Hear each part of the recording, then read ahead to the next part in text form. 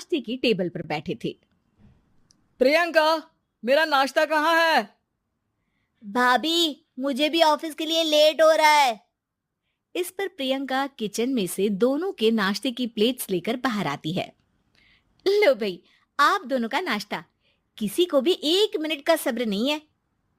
ये प्रियंका का ससुराल है, जहाँ कोई औरत ना होने की वजह से शादी वाले दिन से ही घर के साथ दोनों भाइयों की जिम्मेदारियां प्रियंका संभाल लेती है।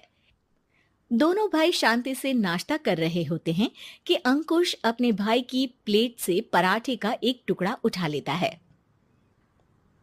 आपको पता है ना, मैं खाना शेयर नहीं करता, फिर भी मेरी प्लेट में से खाना जरूरी है क्या? अरे हद हो गई है, मुझे नहीं खाना अब। अंकुर गुस्से में नाश्ता छोड़कर टेबल से उठ खड़ा होता है। अरे, ये कैसा बिहेवियर है अंकुर? एक टुकड़ा ही तो है। एक हो या आधा, मुझे भूख लगी है तो ये सिर्फ मेरा ही है। उसे भी किसी के साथ शेयर करने बैठा तो भूखा नहीं रह जाऊंगा। अरे बाबा ठीक है, अब इस पर भी लड़ाई। दूसरा बना देती हूँ, पर प्लीज ऐसे खाना बीच में छोड़कर मत जाओ, इससे अन्न का अपमान होता है। ओ प्लीज भाभी, ऐसी कोई चीज होती ही नहीं है। आपके पास पैसे हैं, खरीदो और खाओ। अगर नहीं खाया जाए तो फेंक दो। अरे दुनिया में सब यही करते हैं।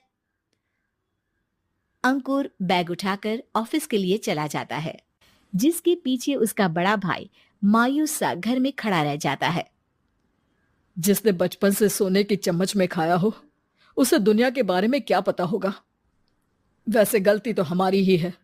अगर कभी बचपन में ही सही गलत का फर्क सिखाया होता तो आज ये हाल नहीं होते। आप फिक्र क्यों करते हैं जी?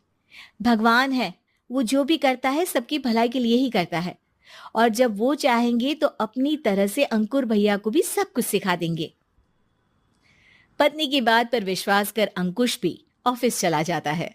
सुबह से दोपहर होती है और अंकुर लंच करने ऑफिस के पास वाले रेस्टोरेंट में पहुंचता है, जहां वो एक साथ बहुत सारा खाना ऑर्डर कर देता है। सर, क्या कोई आपको ज्वाइन करने वाला है? नहीं तो क्यों? अब कुछ नहीं सर, ऐसे ही। वेटर चला जाता है और कुछ देर में अंकुर का ऑर्डर लेकर वापस आता है, जिस पर अंकुर सब डिशेस में से थोड़ा थोड़ा खाकर बाकी ऐसे ही छोड़कर बिल देकर चला जाता है। वाह भगवान, तेरी माया। कहीं कोई एक एक टुकड़े के लिए तरसता रहता है और ये 5 लोगों का खाना ऑर्डर करके एक का भी पूरा नहीं खाते। पैसे वालों की माया। वेटर टेबल साफ कर बचा हुआ सारा खाना लेकर रेस्टोरेंट के पीछे घूम रहे बच्चों के पास पहुंच जाता है, जिसे देख बच्चों के चेहरे खिल उठते हैं। वाह, आज इतना सारा खाना आया। थैंक यू भैया, भगवान आपको खाने की फैक्ट्री बना दे।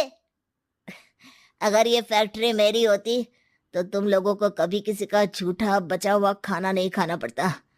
चलो तुम लोग खाओ, पर ध्यान रखो किसी को पता ना चले, नहीं तो मेरी नौकरी चली जाएगी। इसी के साथ दिन बीतता है और रात को दोनों भाई एक साथ घर पहुंचते हैं।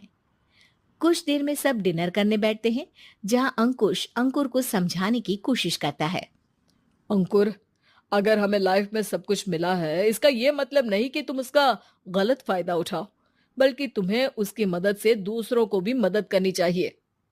भैया, जिनके पास नहीं है उनकी वजह मैं तो नहीं ना।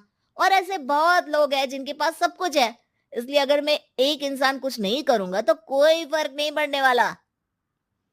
तुम्हारे भैया बस एक चीज समझाना चाहते हैं कि जिस चीज की हमारे पास कमी नहीं है, उसे बर्बाद करने से अच्छा है कि लोगों के साथ शेयर करें। इससे हम सिर्फ सामान नहीं, खुशियां भी बांटते हैं, और इसमें तुम्हारा ज्यादा कुछ तो जाएगा नहीं। भैया भाभी की बात सुन अंकुर कुछ बोले बिना उठकर चला जाता है। इसी तरह दिन बीतते रहते हैं, जिसमें अंकुश और प्रियंका कोशिश तो बहुत करते हैं, पर अंकुर पर किसी भी चीज का कोई असर नहीं पड़ता। एक दोपहर अंकुर सैंडविच खाते हुए सड़क के किनारे चल रहा होता है।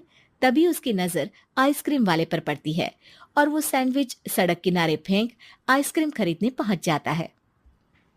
अब इसे कहते हैं जिंदगी का सुख।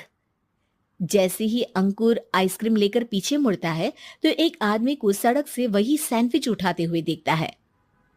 वो आदमी बहुत कमजोर, गरीब, जैसे बहुत दिनों से खाना ना खाया हो वैसा लग रहा था। अंकुर उसके पास जाकर खड़ा हो जाता है। उसे देखकर आदमी सैंडविच अंकुर की तरफ कर देता है। आपको भी खाना है क्या? क्या हम इसे आधा आधा कर ले? मुझे बहुत भूख लगी है।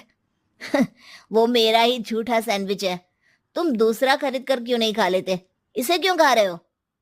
अरे भैया, अगर खरीदने के पैसे होते तो 4 दिन से भूखा नहीं घूम रहा होता। हैं? क्या? तुमने 4 दिन से कुछ नहीं खाया, फिर भी इस आधे सैंडविच को मेरे साथ बांटने के लिए तैयार हो गए? क्यों? अरे भैया, पैसा नहीं है तो क्या हुआ, इंसानियत आज भी उतनी महंगी नहीं हुई, और ना ही उस पर अमीर गरीब का टैग लगा है जो हम उसे रख ना सके। पर अफसोस, आजकल लोगों के अंदर पोषण, खून या विटामिन से ज्यादा इंसानियत की कमी होने लगी है। आदमी की बातों से अंकुर को समझ में आ जाता है कि वो आज तक कितना गलत काम करता आ रहा था। इसके बाद से वो अपनी किसी के साथ शेयर नहीं करने और खाने को बर्बाद करने वाली आदत को छोड़ देता है।